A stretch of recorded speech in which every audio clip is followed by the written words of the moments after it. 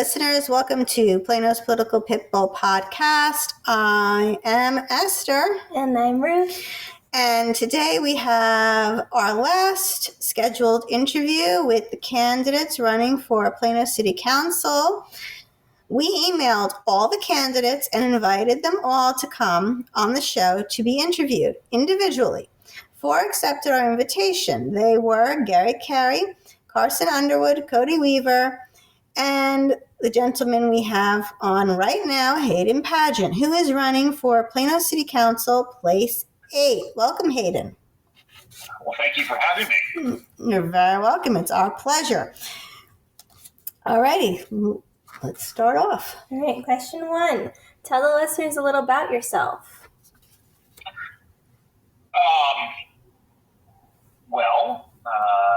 My wife and I moved to Plano about a decade ago, right before we started getting really serious with kids, and really actually before we even got married, because we knew we wanted to have a large family. And where we're from, we grew up in California. It's hard to raise a big family out there. The schools are not great. It's expensive to just live and have a house. We're worried about housing costs out here. Nothing compared to what they deal with in California. And so when we started looking around and trying to find the best place to raise family, Plano was the obvious choice. As a family friends out here, we visited and were telling us about it. We did our research. It was really clear this was a place to be. So we moved out here, got married, and we now have two little ones. We want 4 total, so we're halfway there. I have a 3-year-old son named Theodore and a 1-year-old daughter named Holland. Got 2 dogs, and we just really love the community. We've not been disappointed with the choice. It's met all the expectations we had for it. And that's why I started really giving back to the community when I got here to make sure it stays this amazing place to raise a family. I joined Rotary. I've been helping with various service projects, helped to bring back the parades after COVID. So we have this great parade in downtown in the holidays. I served on the Parks Board for 6 years almost, and almost 3 of those years as chair of the Parks Board. I had to resign to run for office, but I really love our parks here. It's the jewel in some ways of Plano, the best park system in the country. And that kind of led me to run for city council. My wife actually was the one who encouraged me to do it. She wanted me to take all the people I've met and the experience I've had and the knowledge I've gained around the city, all the different things, and help people in a bigger way. So that's what led me here. Sounds great. Obviously much better here than in California. Yes, indeed. Economically speaking, of course. So why are you running for city council? Well, I mentioned a few things there. There are a couple others that are really important. One it is more of a personal reason. As I've been involved in the community, I've been able to do a lot of things that help the city. But I've found that the times I feel I'm actually making the biggest difference are when I'm having a casual conversation with a voter or resident in this case, and they say, people drive too fast by my house. I live across from the school. I'm worried kids are going to be in danger. Can you help me get a stop sign? And I just happen to know the staff members in the Public Works Department who can do that analysis. So I can call them up, send them an email, and ask them to take a look. Or I eat at a restaurant and I'm chatting with the owner. They're trying to renovate their kitchen. They're stuck in permitting hell and they can't get out of it. And so I call a friend on the city council. I call somebody I know in the staff, and they're able to get permitting done within a couple weeks. Those things are really meaningful for the people who are helped, but also for me as an individual, because it's a way that I can really give back in a meaningful, tangible way. And in city council, you can do a lot more of that. You are one of 8 people who the residents see as a person who can help them solve their problems. So I wanted to be a part of that. I wanted to put my energy and my time towards that. The second reason, which is a larger reason, got 2 kids so far. Want a couple more. And I love Plano. I love the kind of city that we live in. I want to make sure it stays that great place for my kids as they grow up here. I want them to have these awesome parks and great rec centers and great summer camps, great schools, safe community. I want them to have all these kind of internship opportunities when they get to high school, partner with different companies around the city. All those things I want for my kids as they grow up, and for all the rest of the kids here in Plano. And we're at an inflection point as a city where we built out. We're not going to have easy growth anymore, where you just plop a new neighborhood down in some green field and there you go. You got more revenue. You've got more opportunities. It's going to be a lot harder.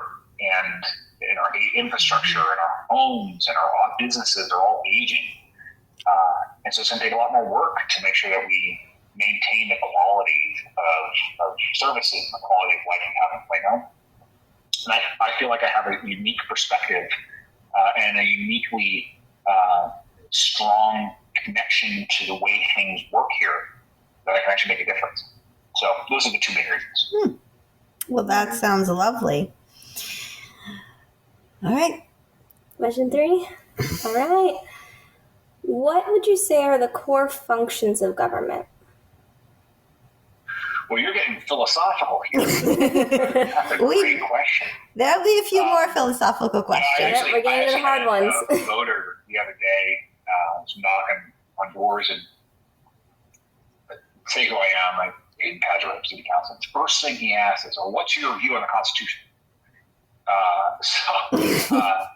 I'm getting a little philosophical here in a number of ways. Mm-hmm. So,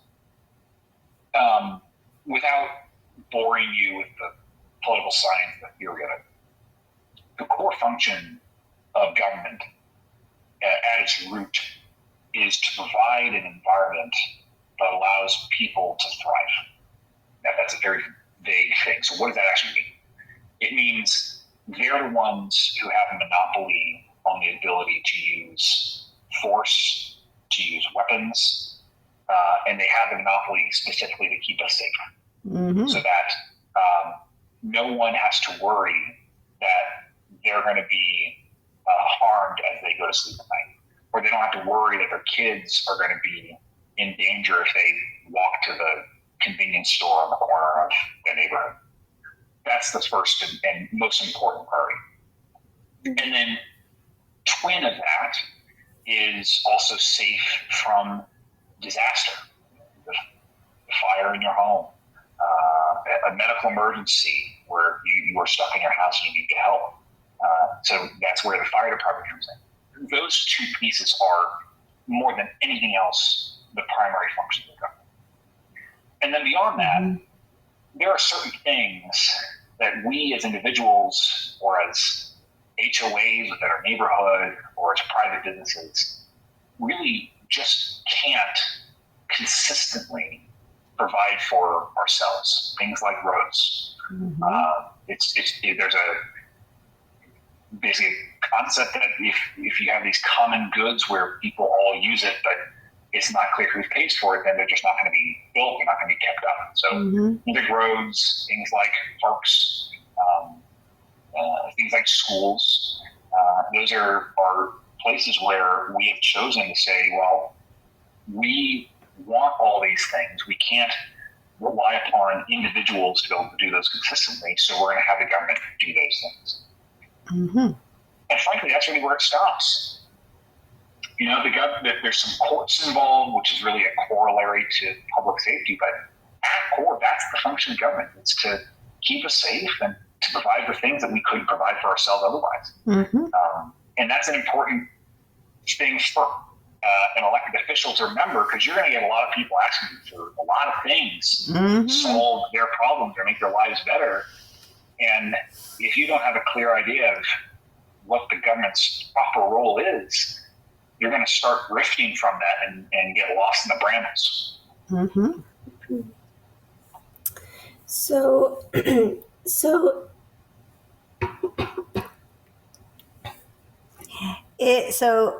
to piggyback on that, if it is not a core function, should the taxpayers pay for it, and why? So we will give you an example. We'll give you an example. You mentioned parks, and there's actually is something that is called private parks. They're open to the public. Anyone can go to them, but they're fully funded by private organizations. The other example I have is we have rec centers, we have senior centers. These are not core functions of government. We have a senior center on the east side, and some people have mentioned that we should have a senior center on the west side, even though the senior center we have is only 15 minutes away. And we just renovated it. So are those things that taxpayers should pay for, even if they don't use them? Yeah, that's the right question to ask. And that's where, now I'm going to get a little theoretical here. That's where the federalist system comes into play. What I just described as like the core functions applies most strictly to the federal government. And there's a whole host of things involved there. Let's not talk about that. It applies second most to the state government. Which, let's also not get there, because there's a whole bunch there that isn't related to what I'm running for. And it applies the least most, but still a lot, to the city. And the reason why it applies the least most is in a city or any municipality, it's small enough that the residents are able to actually decide for themselves where they want to deviate from those core missions, core functions. And for a long time in Plano, the people of the city have decided they want parks to be a priority, and not just parks, but the recreation centers that come along with them. And that's decided from a number of different ways. There's been numerous votes on the city charter that empowers the city to purchase and build upon and improve upon parkland through referendums on different issues that come up, through polls, standard polls, but also through votes on bonds. The fact that there has not been a parks bond that has ever failed in the city, at least as far as I'm aware, maybe one like decades and decades ago that I'm just forgetting, but at least in modern memory, not been a parks bond that's failed. And they've all passed by very, very, very large margins, is a pretty clear signal that the community has decided we want to together have our city provide additional functions. We want them to provide recreation centers that are cheaper than going to a gym, or provide more activities than a community pool, a private pool could provide. They want things like a senior center in the city. Now, to your point, around building, say, a second senior center, or broadening that to do other kinds of recreation or other kinds of parks, that's where it becomes a little more challenging. And also where I think our bond system can be improved upon a bit, where it's been clear people want parks and recreation to be a priority, but it is not always clear they want specific projects to be done. And I like that this go around in the bonds, we started to separate out projects more. I think we need to continue that even further, which gets a little complicated and it makes the ballot a little funky, but one of the values of the bond is not just the authority it provides, but the consensus that it derives. And if, as you're alluding to, there's concerns that I have certainly heard, being on the Parks Committee, about building, about building a additional senior center that would come out there. But that's also, as you can imagine, that's one of the reasons why that senior center was not on the bond this time, because it is not clear that that's something that the residents in Plano actually think is needed. Mm-hmm. That's a very long way of answering your question. I don't know if I fully answered it. I think you did. I think it was a very thoughtful answer. So I think you got that covered. Okay, so to that, one of the most important things that you all will be doing if you get elected is deal with economics. So what economic school of thought do you get your economic philosophy from? Man, you're asking these theoretical, philosophical questions here. Well, it's not really I wouldn't call that a theoretical. In order to get an idea of what kind of person you're going to be on city council, we need to know what your philosophy of economics is and where you derive that from. Yeah, I theoretical and philosophical are not dirty words to me. In fact, it's refreshing. I've been spending so much time in the weeds on things, which is good, and I'm happy to do that, but not enough time actually talking philosophy. Mm-hmm. So I went to school at UCLA, and I was a poli-sci economics major, major, economics minor. Okay. And the reason that's important is people think of UCLA and California schools as very liberal schools, but UCLA actually was a center, a global center for what's called the Austrian School of Economics. And a good way to think about the Austrian school is basically the stuff that was made famous by Milton Friedman in the 70s. Yep. At core, it says that the best way to organize economics and to therefore increase the prosperity of all people is to allow people to be able to transact commerce, to trade, to move around with their jobs, to choose what kind of work they're going to do freely, and at the same time to devolve down decision making around rules as low as you possibly can. So don't have a bunch of rules set at the top level of the federal government. Try to have those rules made at the local government where there's more accountability and there's more ability to actually tailor those policies to what's needed in that community. A specific example of that would be short-term rentals, which is a hot topic issue here in Plano. And that's kind of a zoning thing, but it's also an economic thing, where it would be wholly inappropriate for the federal government to make some big old regulation about Airbnbs, where you can have Airbnbs in single-family neighborhoods.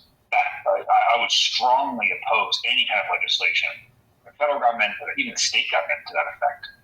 But within the city of Plano, we absolutely can decide if we want to have Airbnbs that are used sometimes as party houses within a neighborhood that's built around an elementary school, and have those Airbnbs right across from the elementary school.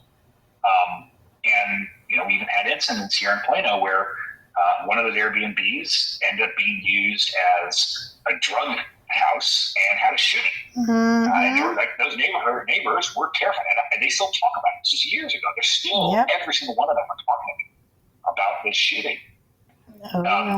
That is absolutely the right place to make a decision where we say we're going to restrict this kind of economic activity, these short-term rentals, because it conflicts with what the people here want, which are safe, family-friendly, school-based neighborhoods. So that's the general philosophy I have on economics, which is try to empower the individual to make their own choices, which inherently means they're able to keep more of their money to make decisions on themselves rather than giving more and more of it to the government to decide.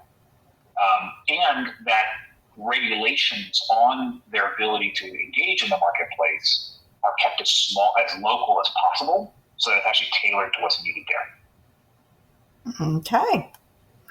So going off that, Who would you say is your favorite economist, dead or alive?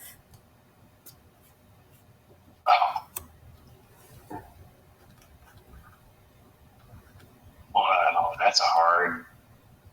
I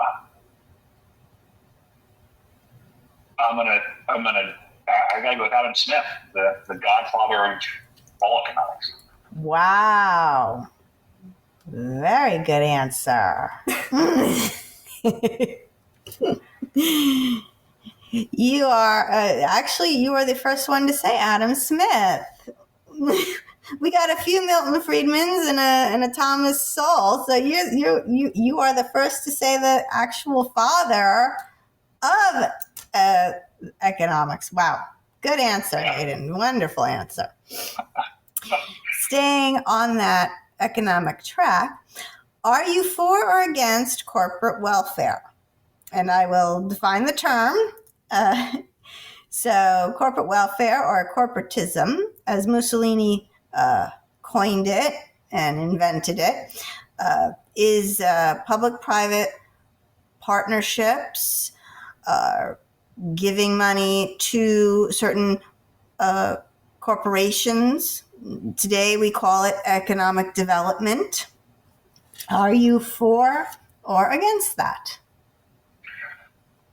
Well, I'm going to start answering by quibbling a bit with your definitions there, because there's a couple nuances in those terms I think are important. Excuse me.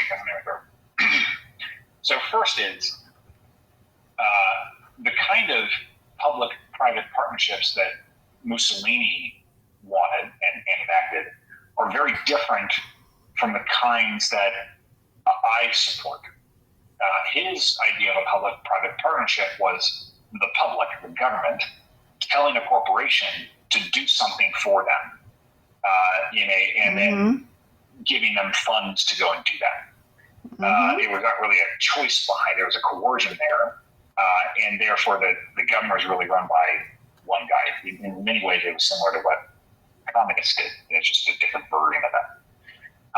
My version of that is when there's something that some benefit that is wanted from that the community wants, and that the government says, "Wow, we don't really have the funds for this," nor is it necessarily something that we should be spending funds on.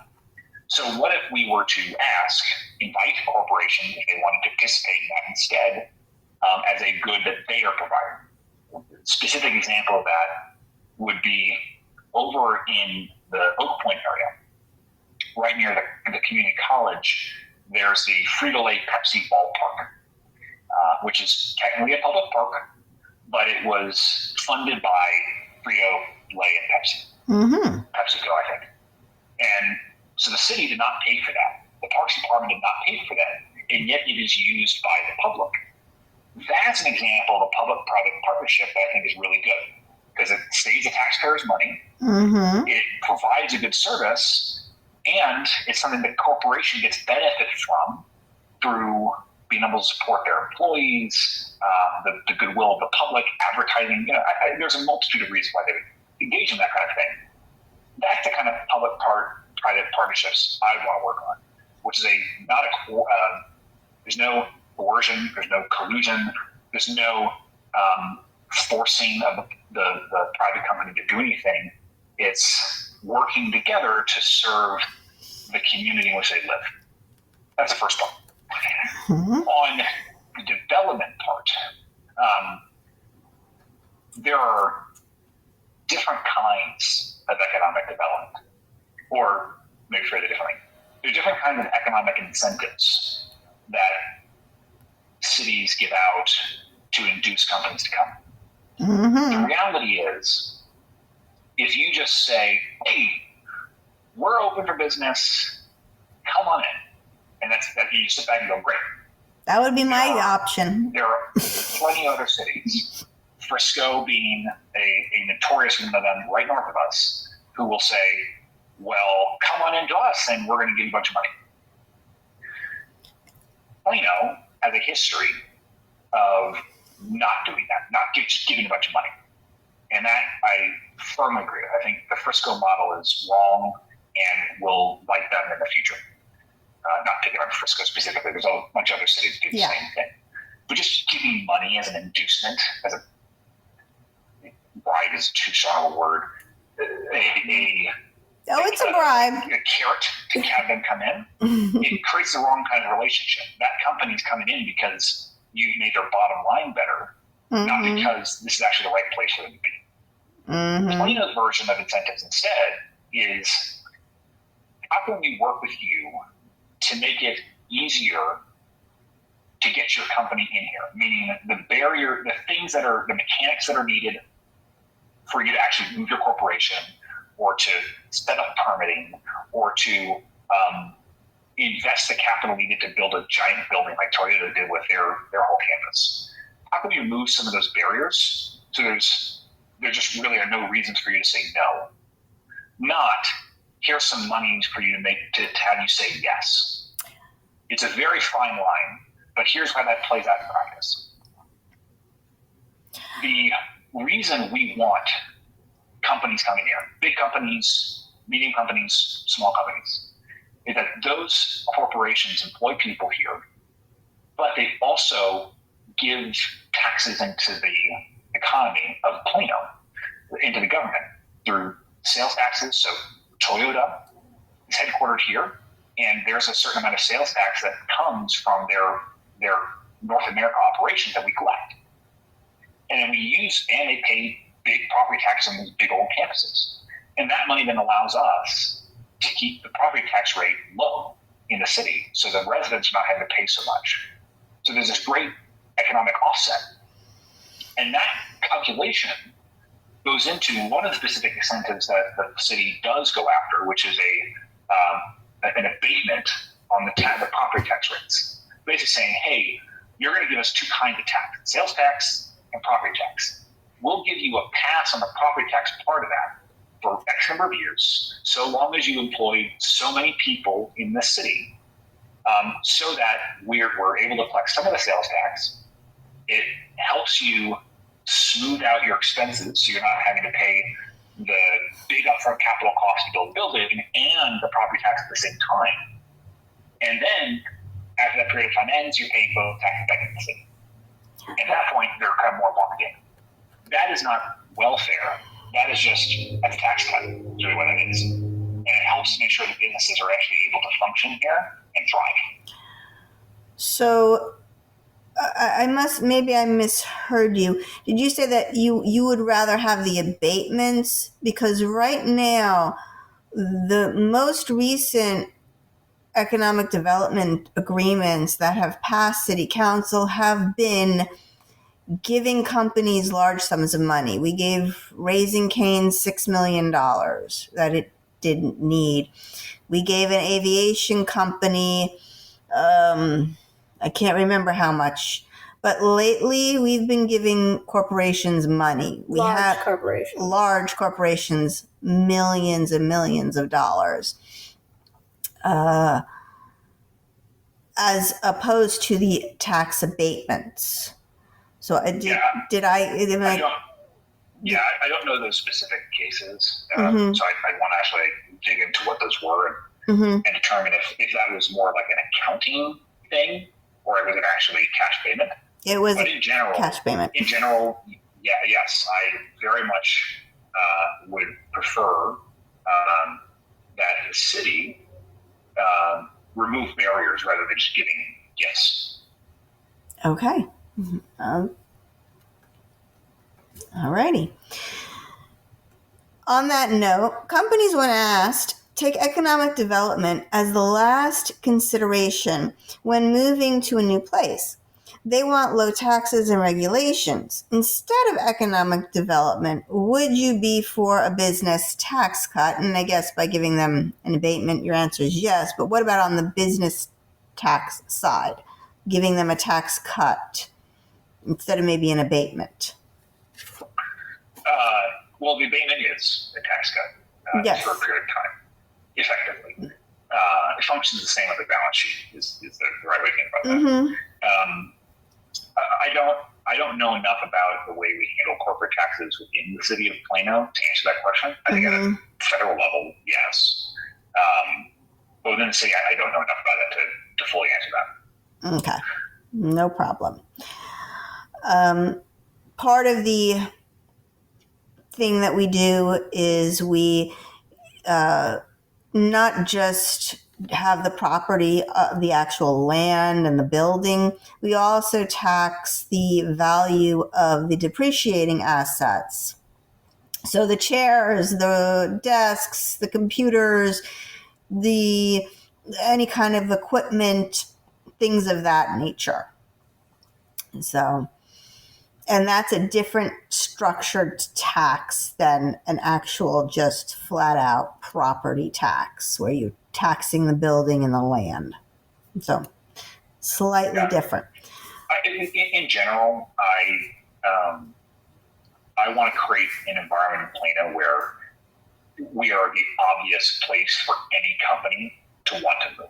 We're not going to want any company. We don't want giant chemical factories in the city. But we want anyone to want to come here. And there's a whole bunch of things that go into that. But a lot of it is removing barriers and extraneous costs to doing business. Well, yeah, permitting would be one place that I could see that. Yes. Permitting and certain fees and all kinds of regulations, stuff really like that. Well, we actually have some of the fastest permitting in the whole state and therefore the whole country, because Texas is much better than most places. Wow. There are corporations in California and New York who look at us simply because they've heard from their peers that we're like lightning fast when it comes to those things, and they're thinking, well, if that time savings is real, I want that. So I'm very proud of the Plano staff for the work they're doing there. All right. Along with moving on to the same economics and taxes, would you be in favor of more TIFs or TERS zones? These are tax increment finance zones where basically the property taxes collected from that area go into a separate fund and can only be used for that zone. Right now we have approximately 5 of them. Would you be in favor of more? Or are you in favor of these at all? I would not be opposed to more, but I would need to know what specifically it's being used for, what geography it's covering, and therefore, what businesses would be impacted by that before I could say whether or not I would support it. Okay. Those are very complicated discussions, but I'm not fundamentally opposed to it, though. Okay. Ruth, you're next. All right. So homeowners are having a real problem with the rising of property taxes. Some people who don't qualify for a tax freeze or other exemptions are being taxed out of their homes. One idea floating around is to eliminate property taxes and go to a consumption tax. Have you looked into this idea? I have, yes. And how do you feel about it?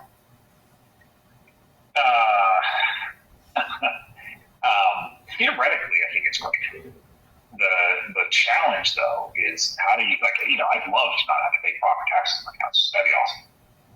But the challenge is how do you implement it? And first of all, that's a state level issue. There's no way that Plano by itself can get rid of property taxes, just full stop get rid of it. There need to be some more state law changes to actually have that happen. I actually think we do have a city in Texas that doesn't have any property taxes. They just have a sales tax. Yes, they do. And they have challenges, and they're also a lot smaller than Plano. They're structurally in a position right now where you could not do that without some larger intervention. But the proposal I've seen would need to very clearly answer the question of how would you replace that. Specifically, what is the actual consumption tax rate you would charge to replace that revenue, because you can't, even if the goal is to reduce spending, which is a noble goal, there's no feasible way to reduce it a dramatic amount in the first year when you make a change. So that the detail comes in: what's that rate look like? Where does it come from? What does it apply to? And then what would the impact be to the prices people pay? Which is particularly important right now, given how much inflation is going on. Mm-hmm. Yes. So that's all very complicated, and I think is one of the reasons why it has not passed through the Texas House, because they haven't figured it out yet. So that's the quasi answer to your question. Okay, it's understandable. You know, It's a tough one. It is a tough one, and you theoretically, even if you were to pay off your mortgage, you never really own your own home. You never own your property because you are always paying a municipality or the county or the school a tax for that property. So it's never truly yours. Oh, I agree. The answer to I do not like property taxes in a theoretical sense. Yes. Philosophically, I think I do not like them. In the same way that philosophically, I do not like the income tax. Right. But where we are with how we fund government, and therefore the realities of it are crucial. Yes, we understand. It's a tough question, and it's a tough issue, and it's going to take very, very long and probably hard conversations and thinking outside the box on how do we get rid of that tax and what do we replace it with. That's going to be an interesting thing to follow. But in that regard, you mentioned spending. So in the line of spending, should the residents of Plano pay for your dinner on council meeting days when you're there? This is a personal issue of hers. Is that happening? Oh, yes.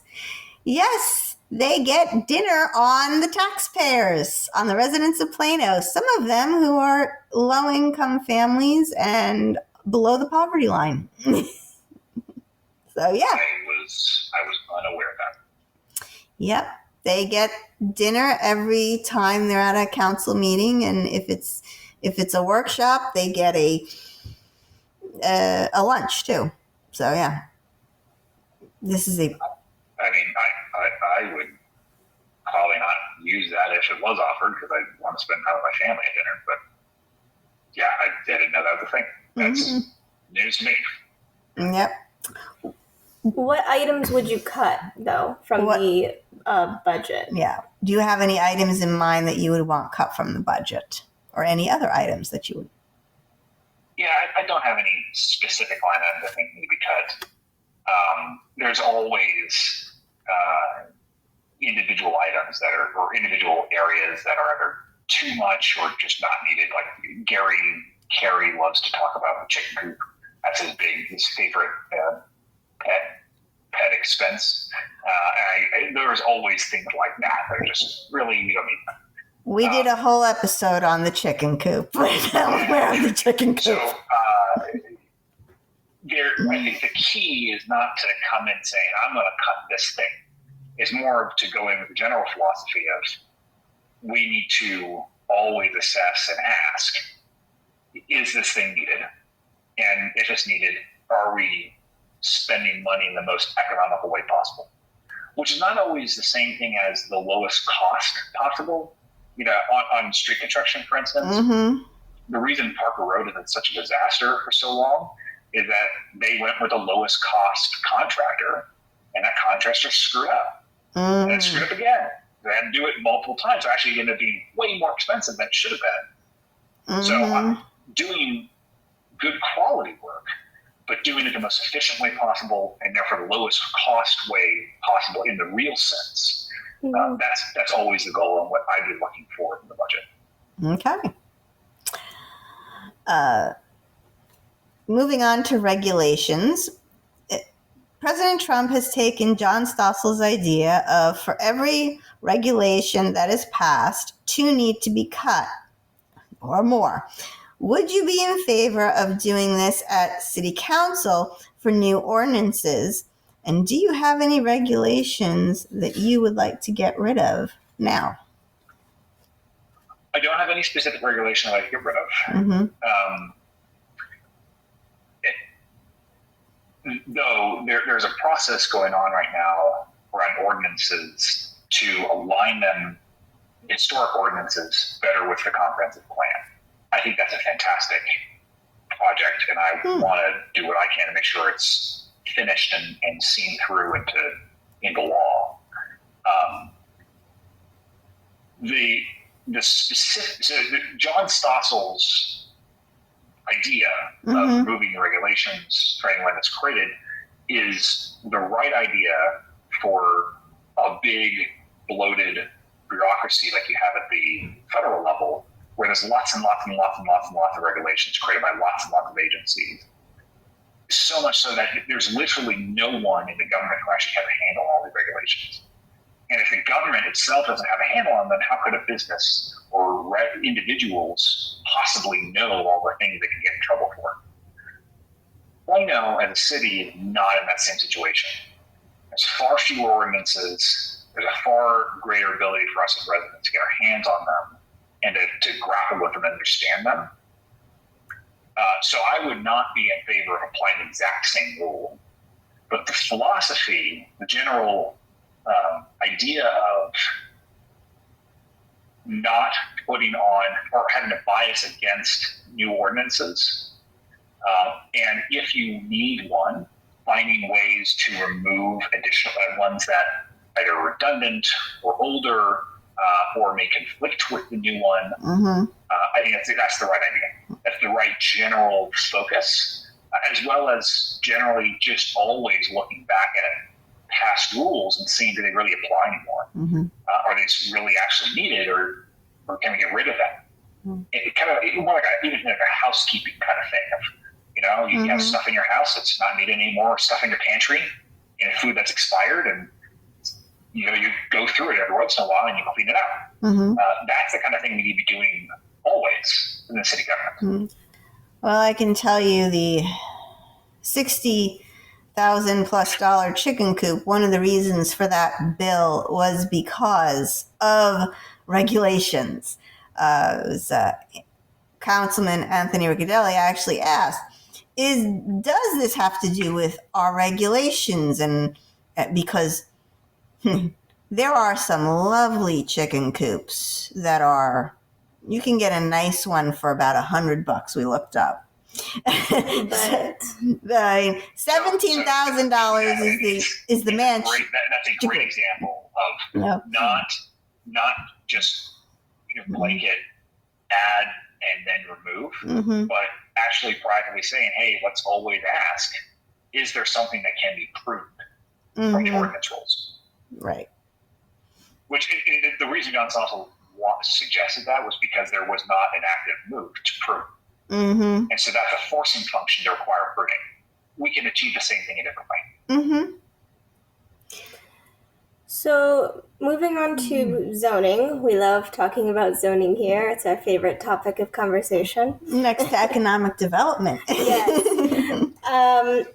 Have you seen some of the bills in the Texas legislature that interferes with zoning laws? Yes. Which ones have you seen, and what do you think of them? The two that I am worried about, there you go, there's my answer. One would be a blanket preemption of the city or municipality's ability to actually put in zoning. It gives the right to the property owner to just kind of do what they want on it. There's some restrictions there, but that's basically the thrust of it. The other one is one that gives the right for property owners to just subdivide properties, which is something I could see definitely being maybe a challenge in like Parker, where they by statute require large lot sizes. I believe it's an The reason acre I'm worried minimum in about those Parker. two is they're intended for places that are intentionally putting zoning in place to block any kind of development, any kind of infill, any kind of density being put in there. Plano is not the cause of that problem. We are the densest city in the Metroplex, which Shelby Williams might talk about. In fact, I think we might be the densest city in Texas. We are. Just population per square foot. We are the densest city in Texas. We are not preventing housing stock from being built. That's not our problem. And so those two law changes would actually prevent our ability to keep our very, very dense city, which has lots and lots of housing, from keeping the kind of community that we all want. Like the comprehensive plan that we fought so hard to put into place and ensures we stay a single family focused community, it just throws out the window and says, well, too bad, you can't do that. And I am just utterly opposed to that. Yeah. Parker has an acre minimum because they want to stay rural. That's what they want. I'm not picking on Parker. And they, that's an example of one where that's where this thing could actually it might you could make a case as a density problem there. You cannot make a case as a density problem in Plano. We are the most densest city in the state of Texas. It is a award that is not one we want. But we have it. But we have it. That's the point. I actually talked to some of the legislators about this, and I hope they fight hard for us. I think they will. They the ones who represent Plano, they understand. Yes, I think so far from what I can tell, I think they do, and I think they're against these that interfere with local control. The one that I think is just going to be a horror show is the one that says that a commercial property owner, if he can't rent the office building or the commercial property, he can turn it into apartments by right without rezoning. Little Georgetown mayor, he was there, he testifying, and he said to the senators, if this passes, Georgetown could have 1 million apartments. It was shocking. I don't even want to know how much we could potentially have of more apartments. Apartments already are depreciating in value, and actually banks don't want to finance them anymore. My general approach to law is it needs to be really clear how you enforce it. How are you to determine, in this case, how would you determine that they are unable to fill office space with a company, other than them telling you, oh, I tried and I can't do it? And what proof would you put in there? How would you ensure it's not doctored? Like what kind of things do you have to, the rigmarole you have to go into, what bureaucracy would you have to put into place to validate all that? It's just, that would just get nuts. All right, we have another zoning question, some more zoning questions. What is the reason for zoning? And why have zoning if someone can just request to change it? That second part of the question, I think, is a very important one. Yes. The purpose of zoning is, I'm not going to give the legal answer. I'm going to give the more practical answer that matters to people. The reason we have zoning is so that we don't have office buildings and 10-story apartment buildings sitting right next to school and single-family homes, so that you can actually create real communities.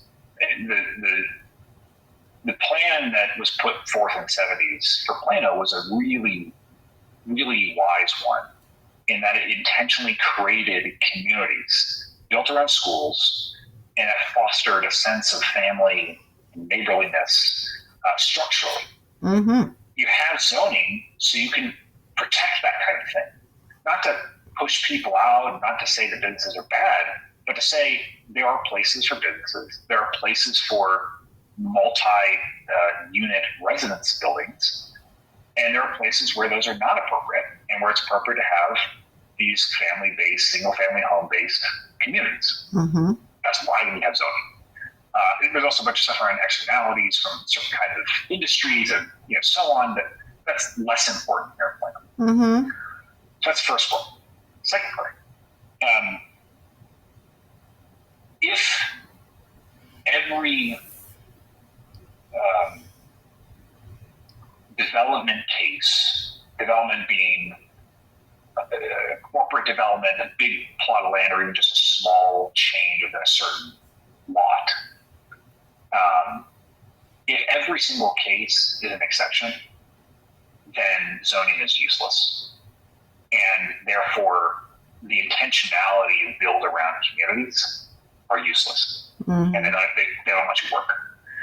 So those exceptions to it and just changing it based on individual circumstances has to be a true exception, a rare occurrence that takes into it extraordinary circumstances and that have very, very strong benefits to it that outweigh the costs of violating this carefully crafted plan. That's another reason why I'm so excited about this effort to rewrite our ordinances to comply with a comprehensive plan, because that makes it far easier for the staff, for planning and zoning, for the city council to say, well, all ordinances and all the comprehensive plan all align, and therefore, if it doesn't follow these things, we're not going to make an exception. Because right now, there are some variances between the comprehensive plan and ordinances that create some sticky, challenging situations. Mm-hmm. Mm-hmm. So from my perspective, once those ordinance changes are in place, we as a city should listen to the staff who are already today in zone planning cases. They are recommending against new projects if they violate the comprehensive plan. We just need to listen to them and just follow their example and say, hey, unless there's some really, really extraordinary circumstances, if you want to change the zoning, the answer is usually no. It was against the plan. That would be a lovely thing if they actually followed the plan. So far, we've had more of them not following it than following it. It's been interesting and fascinating to watch because, that committee worked for over a year to revise it so that we could come together again as a city. And time again, I've seen more and more that the staff is saying this doesn't follow the plan. And planning and zoning and city council are going, well, we don't really care. Or we're going to pass this anyway. Yeah. I have said repeatedly in forums, one of my core jobs on council will be just to follow the plan. Mm-hmm. Simple as that. And it also gives a really easy metric for people to hold me accountable. Mm-hmm. How many times did you deviate from a plan? And then hopefully it's so few times that I can explain every single one of them. Right. Speaking of land, there has been a loss of agricultural land in Plano due to zoning changes. So we will not have any agricultural land left. Texas Agricultural Secretary Sid Miller once said, if you did not have agriculture, you'd be naked, you'd be hungry, and you'd always be sober. What can the city do, if anything, to help our last remaining farms stay farms?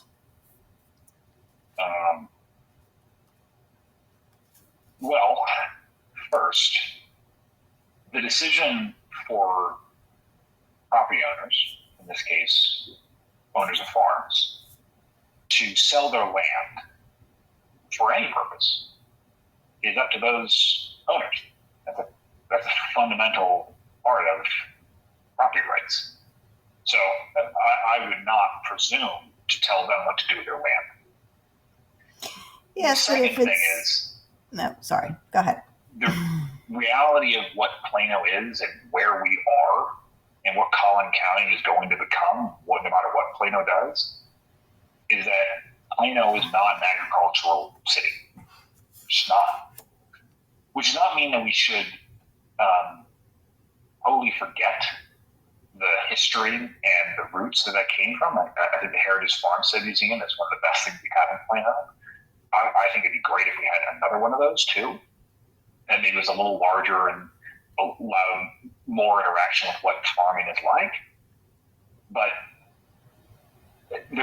it would be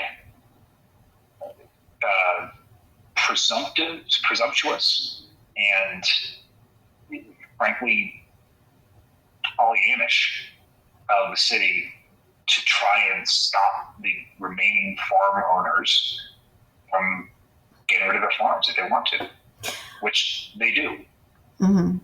Well, they can sell to another farmer. I mean, the land is zoned ag. What's been happening is that they, for whatever reason, and it could be lack of water, which we're going to get to water next, that they want to sell, or the kids don't want to farm, but they come to planning and zoning because they want to change the zoning to apartments, which is happening on the Haggard portions of land we have still left here. Well, somewhat. I think that's an unfair characterization of what the Haggard family, or what the developers who now own the Haggard family land are doing.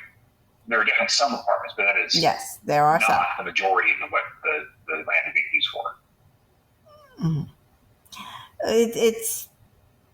It's going to be it'll be a very, very large development that they're doing. It's actually near me. That's for sure. So, That's for sure. You're talking about the Almanac, right? So Haggard, they are doing they have some single family houses now on Windhaven. They've got a lot of apartments there. They've claimed they want to do an event center and a restaurant and all kinds of things. I don't know if those are happening right now. The only thing that I've seen going up is housing. Yeah. So I don't know when the other stuff is going to come. But the Haggard farm is eventually, it's not going to be a farm anymore. There'll be none left. That part of the Haggard property is a good example of what I mentioned of maybe having another piece that remains. It would be cool if the Haggard family, at some point when they no longer want it, chose to make the land surrounding the Haggard party barn, keep that there, and maybe turn into the west version of the Heritage Farmstead Museum. Mm-hmm. I think that'd be a great use for that land. I can't imagine the Haggard family are not going to sell the rest of their farmland at some point to large developers. Mm-hmm. Yeah, I know the Levon farm. He's wanting to sell a large piece of his property. Some of it'll still be ag, but yeah, they don't want to sell it to another person who wants to farm. So. I mean, think about the economics of it. Go back to the economics. Mm-hmm. The reason for that is a farmer, if they wanted to buy that land and farm on it, they could pay a whole lot less for that land. Somebody wants to build an office building or housing or whatever. So it is in the economic interests of the current landowners to not sell to a farmer. Going back to property rights. Yes, but we have zoning. It's I don't even. Well, the Levon Farms is zoned still ag, and I can't turn my house into a bar, even if I want to. I don't know what the answer is. I just know that we are, according to, again, Agriculture Secretary Sid Miller, Texas loses a farm a week. And most of it's due to water. And speaking of water, Texas is running out of water. According to Sid Miller, the sugarcane industry has left Texas because there is not enough water. He also said that we don't have enough water for the people. And cities waste 38% of water. One example of this is rainwater runoff. Developers are not bringing water for their houses or their developments. What ideas do you have to collect or stop wasting water? I don't have any good ideas there. That scenario I have not thought very deeply about, so I'd rather not opine without having actually researched it. Okay. I thought that some are more around larger water storage projects, but not at the more micro scale around homes and businesses and things that happen within a city. Yeah. Okay. Well, we've talked a bit about land and property. So Plano has limited land left, and we're approaching 50% primary ownership, 50% rentals. This includes commercial. What kind of new housing would you be in favor of having built? When I talk to voters, a lot of voters in municipal elections are 65 plus, like in primary. And when I talk to those folks, they're retired, their kids are grown, a lot of them are still living in the same house, they raise their family. Some of those folks want to stay in their house, and that's great. Some of them love Plano, want to stay in Plano, but they don't want to live in the same house, they want to downsize. But they don't see many good options for them that are still separate units. They're not apartments. They're not nursing homes. They're not big pack and stack condos. But they're smaller footprints, and they've got a bedroom on the first floor. Talk about townhouses or specialized condos. So that's the kind of development I think in some of the remaining land, or redevelopment of places like Willow Bend, which you already got approved, and things like that. That's the kind of housing we need to work with developers to understand. This is where the demand is. If you build these kind of homes, they will be purchased. And not only will they be purchased, but you can actually sell them for a good amount of money, because these folks they're not low income. They have a lot of equity in their homes. A lot of them paid off their mortgage. So they be able to pay cash and pretty high prices for these homes. So that's what we need to build more of, those kind of homes. Some homeowners I know, the problem is that they have the house, but let's say the townhomes, the newer townhomes, for example, in Collin Creek, those townhomes, they're less than 2,000 square feet. They're about 1,500 square feet. They're going for $500,000. And sometimes the home that the senior is selling is worth less than that. So they're like, I can't afford that. Now, yes, there might be some people who have a larger house. Maybe they're selling $1 million house or 8 something. They could, but a lot of people on fixed incomes can't. Have you ever heard of Frisco Lakes? I have, yes. Yes. I've lost many. We've lost a few seniors to Frisco Lakes. It's lovely senior 50, 55 plus, smaller homes, single-story homes. That would be something. If the price was affordable for these folks, could come to Levon Farms. They still have a house. It's a single story. As my friend joked, it's so we don't have to worry about our walkers on the stairs. And it's a lovely community. It's got every amenity you can think of, all different size homes there, and it's really doing quite well. And the homes at the time, they're probably more now, I haven't checked, but they were going for 3s to 4s, 300,000 to 400,000. I don't know. That would be great for that Levon Farms area. I don't know if we could keep it at that price, though. That's the only thing.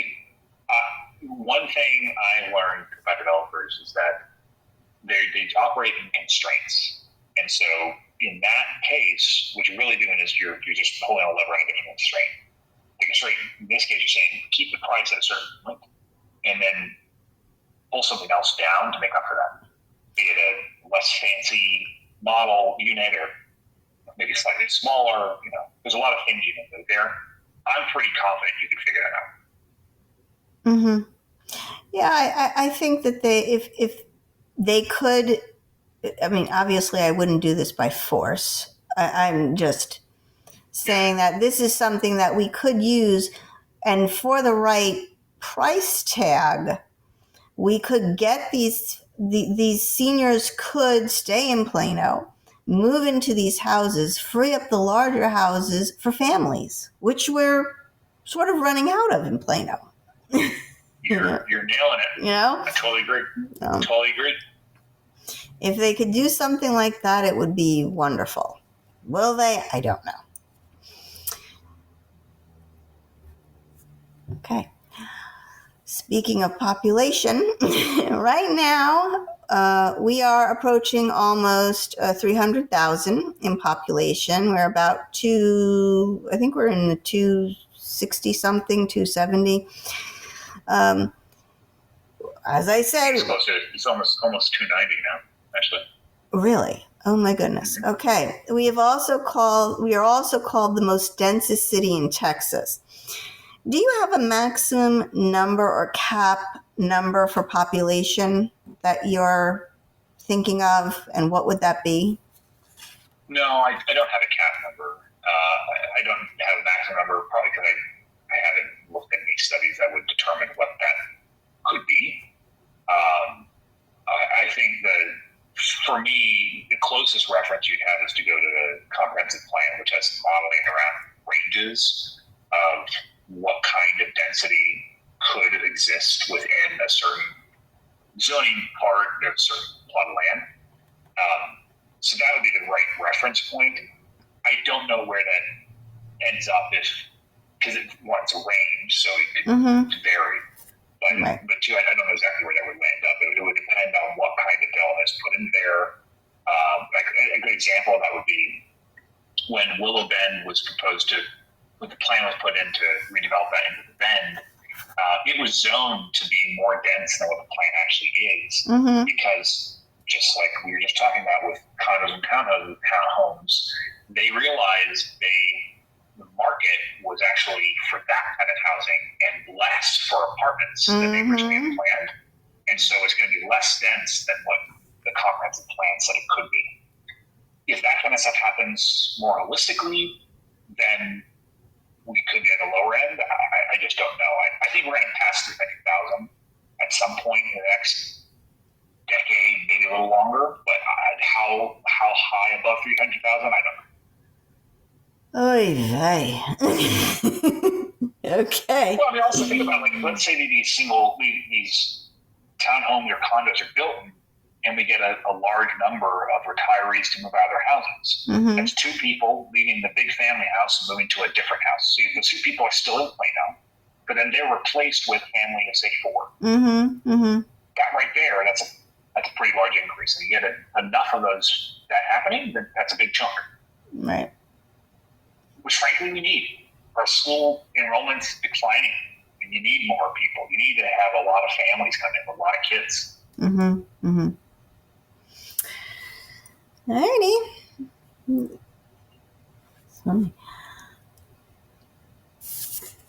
Alrighty. No, it's you, Ruth. Oh, okay. So the biggest complaint residents have is our roads. I was complaining about it earlier today when I was driving. Specifically construction. What ideas do you have to make the construction easier on folks or go faster? Because right now it's bad. One would be finish the road project you start before you go to a new one. That'd be a novel idea. Which sounds pretty logical, but hey. The other one is there's a policy that the Public Works Department has where you don't work on parallel roads simultaneously. That's not actually happening.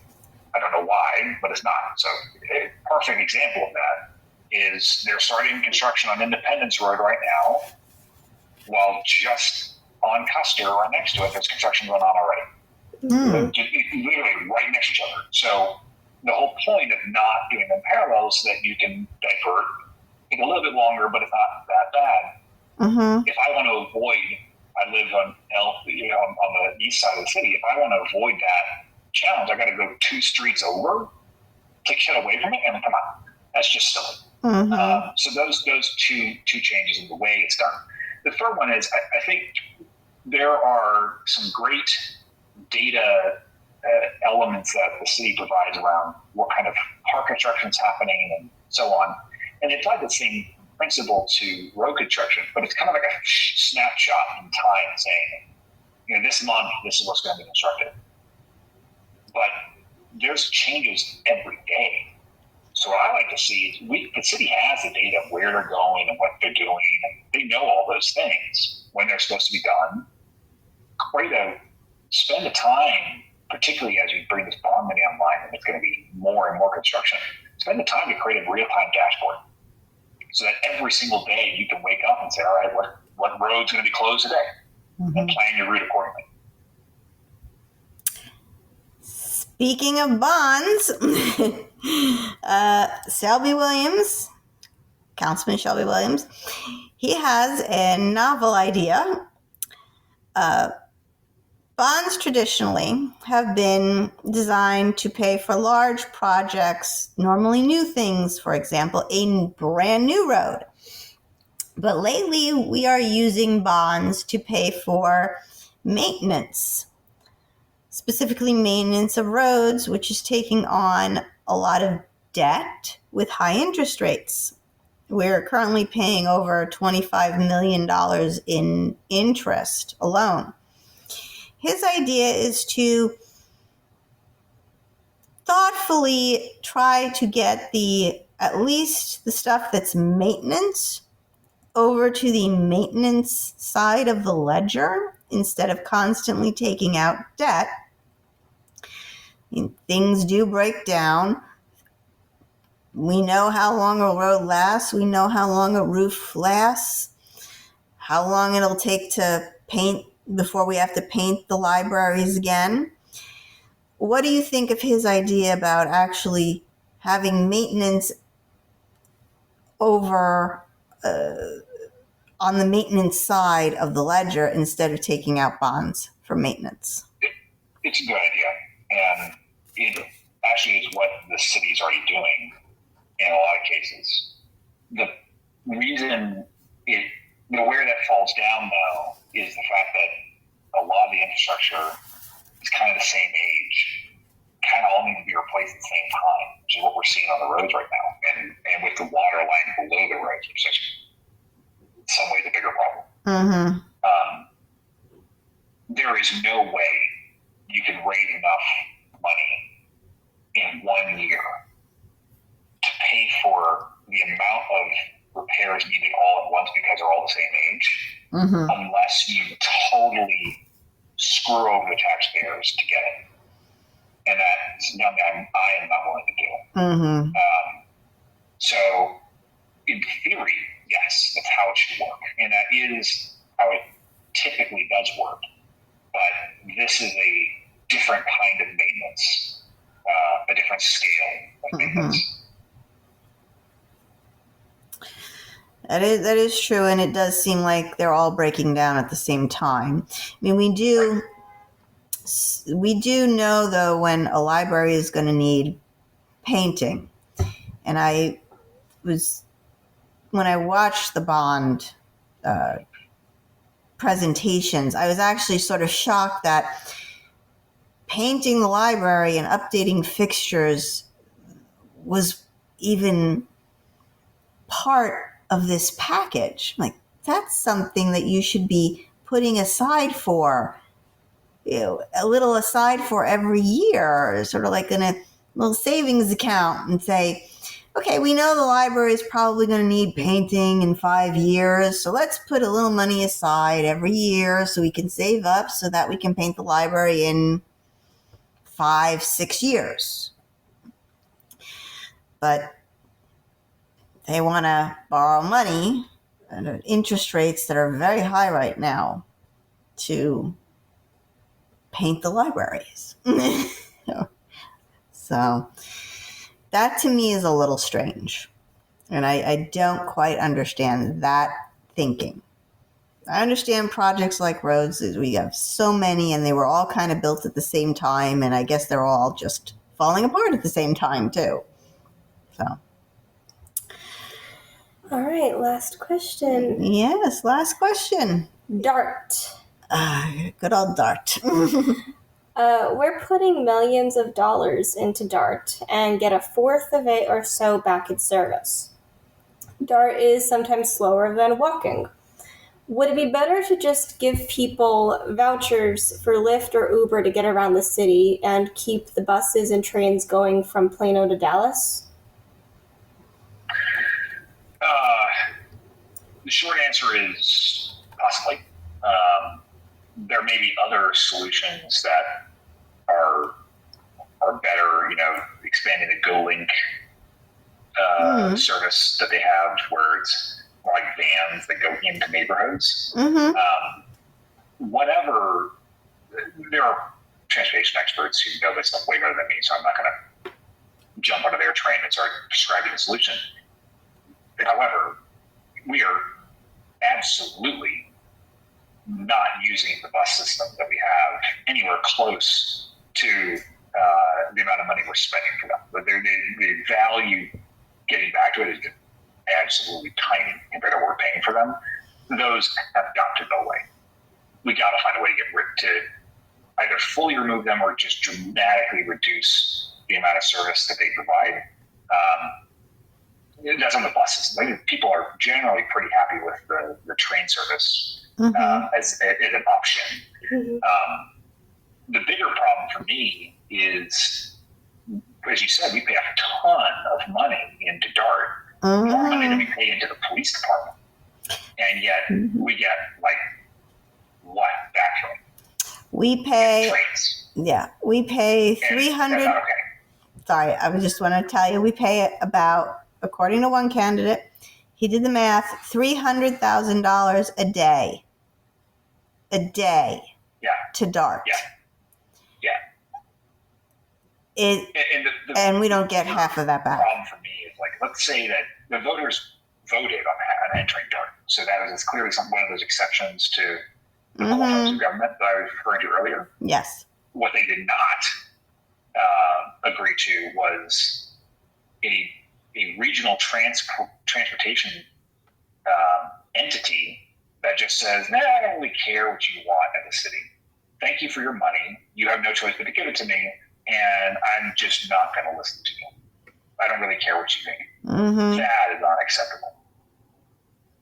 Yeah. I believe the voters voted for DART back in the late 70s, early 80s, if my memory is correct. And back then, we were a suburb of Dallas, and it was to be very much very similar to where I came from, where you have the suburbs, and the transportation was to be from the suburbs to the city. In our case, it would be from Plano to Dallas, where people would go to work and then they'd come back home and they'd go to their little house in the suburbs. And that was it. But we have become now a city. Hybrid. Yeah, we've become this hybrid city of our own, where we have within the city now people going to work in the big commercial buildings in the headquarters, and they're not going to Dallas anymore. And that's the problem we're having. Commuting into Plano from Dallas every day, as you have people commuting from Plano to Dallas every day. Right. Mm-hmm. Yes. And the problem is within the city. Like, I think we still have pretty. Here's something that's also going to piss me off. Oh, okay. The DART leadership are so unresponsive to us. We actually don't know how many people ride the DART trains every day from Plano. Mm-hmm. We have guesses. Mm-hmm. We have general ideas. We don't actually know the real count. Now, they have the data. They know how many people actually go into it. Mm-hmm. They are not willing to tell us. Yes, I've heard this. It's crazy. Now, I've heard that we did a study. We got a big firm. I was going to say law firm. It's not a law firm, but a big firm who's very famous. I can't remember their name at the moment. But they came up with a number, and the dartboard said it's not accurate. They're wrong. So, we don't really know. We also not sure how many people from Allen or Frisco are coming to the one of our DART train stations or our DART bus station here and going into Dallas. They can't tell us that either. Yeah, apparently. Yeah. So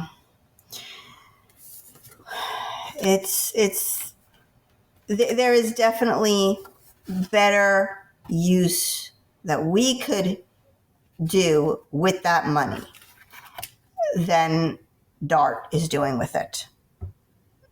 And we're giving them a lot of money. All righty. Well, Hayden, you answered all of our questions. Thank you so much. Would you like to make a closing statement? No, we covered a ton of ground here. Let those answers stand for themselves. All righty. Well, thank you so much for being with us today. That is a wrap for us, folks. We hope that you enjoyed our interview series. Please remember to like, share, and subscribe. Early voting starts on Tuesday, April 22nd and goes into the 29th.